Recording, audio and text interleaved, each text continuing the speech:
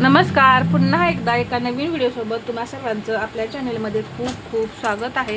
आजच्या व्हिडिओमध्ये मी तुम्हाला 40 साईज कटोरी ब्लाउजचं 42 साईज कटोरी ब्लाउजचं ड्राफ्टिंग जे आहे ते दाखवणार आहे। या आधीच्या व्हिडिओमध्ये मी 40 साईज कटोरी ब्लाउजचं ड्राफ्टिंग जे आहे ते दाखवलेलं आहे आणि या व्हिडिओमध्ये मी तुम्हाला 42 साईज 42 साईजचं कटोरी ब्लाउजचं ड्राफ्टिंग जे आहे ते शिकवणार आहे।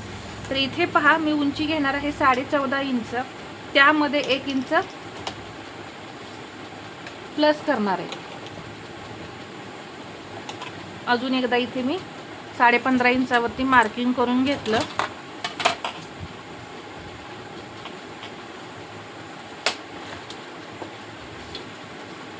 शोल्डर घेणार आहे 5.5, अजून एकदा 5.5 इंचावरती मार्किंग करून घेतलं। मुंडा घेणार आहे 6.5। आता 42 मध्ये मुंडा 6.5 इंच घ्यायचा।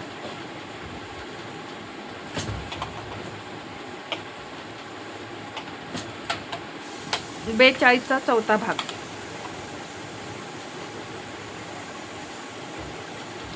10.5 आणि याच्या पुढे हे 1.5 इंच मार्जिन।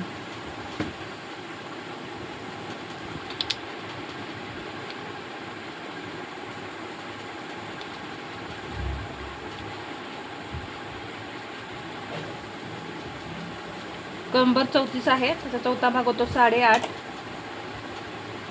त्यामध्ये 1 इंच टक्ससाठी 9.5 आणि हे पुढे 1.5 इंच मार्जिन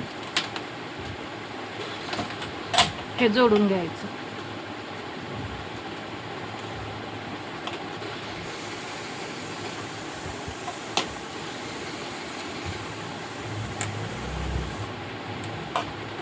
पाऊण इंच क्रॉस बॅक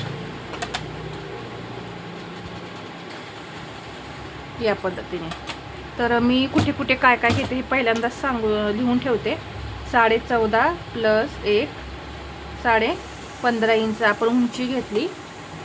शोल्डर घेतलं 5.5, मुंडा घेतलेला आहे 6.5, इथून छातीचा चौथा भाग घेतलेला आहे 10.5, 1.5 inch margin.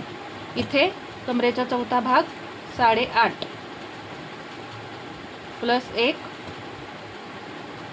9.5 plus 1.5 inch margin.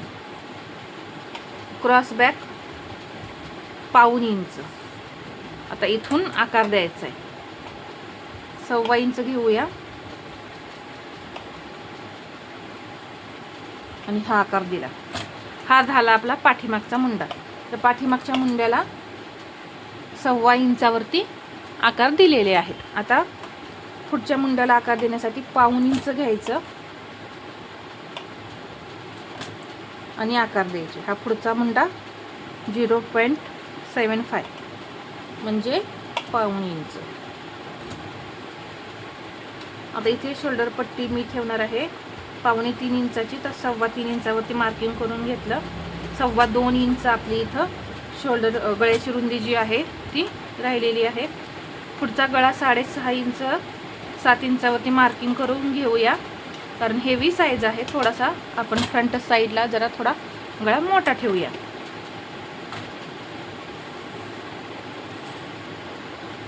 गळ्याला मी गोल आकार देऊन घेते।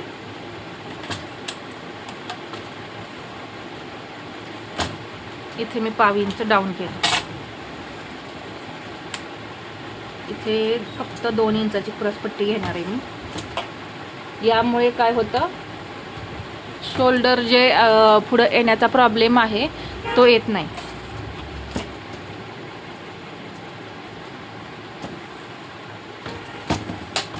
तर 2 इंच मी या इथे क्रॉसपट्टी घेतलेली आहे। 6.5 इंच गळा, त्यामध्ये 1/2 इंच मार्जिन, 7 इंच घेतलं। इथून पाऊण इंच घेतलेला आहे आणि इथे क्रॉसपट्टीला आकार दिला, थोडासा असा दिला तरी चालेल। आता इथून आपण कटोरी घेऊया 6.5। इथेही 6.5 इंच कटोरी घेतली। एक सरळ लाईन ओढून घेतली। इथे 1 इंच मी वरती घेतलेला आहे आणि एक तिरकी लाईन ओढून घेते आणि असा आकार दिला तर एकदम परफेक्ट अशी ही कटोरी आपली 42 साईजची झालेली आहे.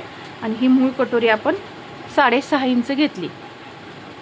तर इथे आपण सर्व मेजरमेंट परफेक्ट असं घेतलेलं आहे. आता इथे मुंडाघेर मोजायचं राहिलं आहे तर अर्धा इंच मार्जिन सोडून आपण मुंडाघेर मोजून घेऊया. किती मुंडाघेर भरतोय पाहू.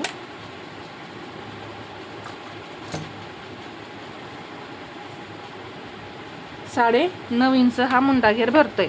तर इथे 9.5 इंच जो मुंडा भरलेला आहे याऐवजी तुम्हाला जर 10-10.5 इंच मुंडाघेर हवा असेल तर इथे तुम्ही मुंडा जी उंची आपण 6.5 इंच घेतलेली आहे ती तुम्ही 7 इंच घेऊ शकता.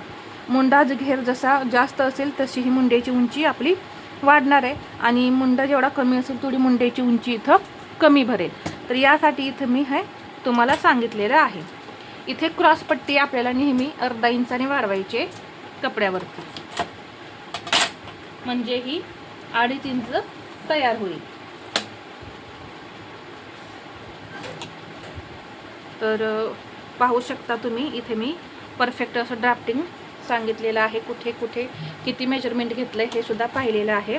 तर आता आपण ही जी मूळ कटोरी आहे त्या मूळ कटोरीपासून वाढीव कटोरी कशी तयार करायची हे पाहूया. इथे पहा ही मूळ कटोरी आपली आहे आणि इथे ही अर्धा इंचाने वाढवायची. जिकडे साईड पार्ट असतो इकडे साईड पार्ट आपला जोडला जातो. इथे आपण अर्धा इंचाने वाढवायची. इथे 1/2 इंच,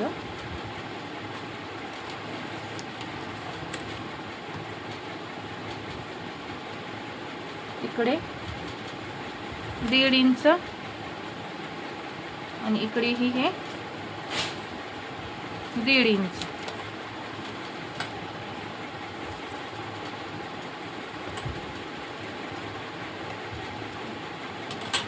पहा या पद्धतीने हे जोडून घेतल्यानंतर हा पार्ट आता चेक करून घेते मी. 5.5 इंच आहे. तर इथे हा पार्ट बरोबर 5.5 इंच आलेला आहे. त्यामुळे इथे काही कमी जास्त आपल्याला करायची गरज नाही आहे. तर इथे वाढवताना अगदी हळूहळू असा हा आकार वाढवायचा. इथे ही वाढवलेली कटोरी आहे याचा असं सेंटर करून घेऊन इथे मात्र आता 1.25 इंच कटोरी वाढवायची आहे. इथे उंचीला 1.25 इंच वाढवायची हेवी साईज मध्ये.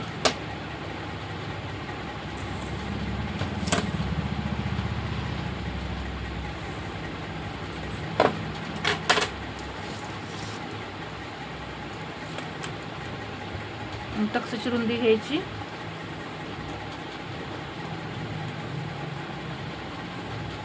(2.25 इंच.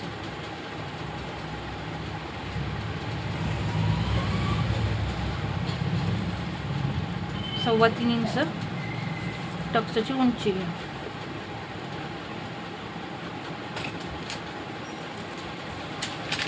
इथून 3.25 इंच हुकाय पट्टीचं हे शिलाई मार्जिन शिल्लक आहे.